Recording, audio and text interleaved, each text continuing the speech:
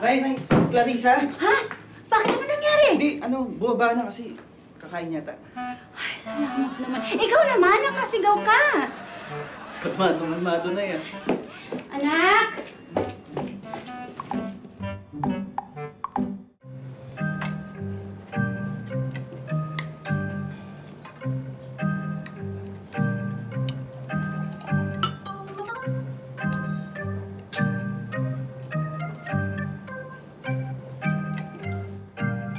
Uy!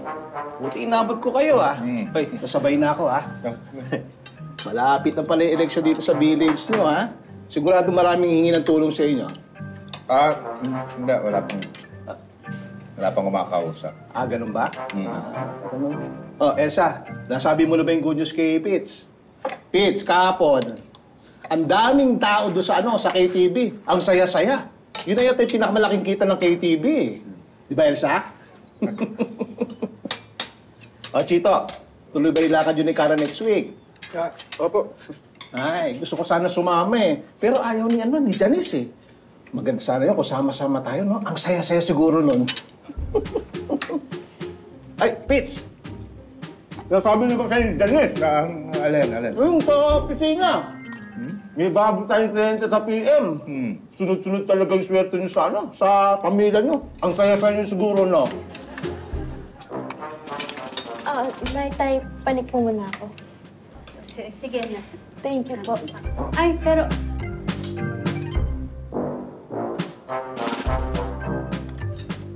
Bakit ang tahimik na? Daldal mo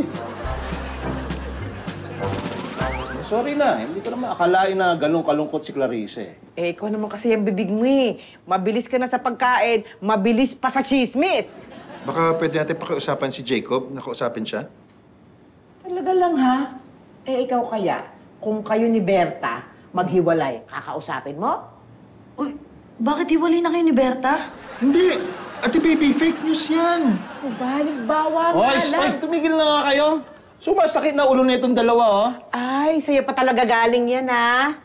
Ay, nakukonsensya tuloy ako Pakaisipin ng anak mo, ang saya-saya natin, tapos siya.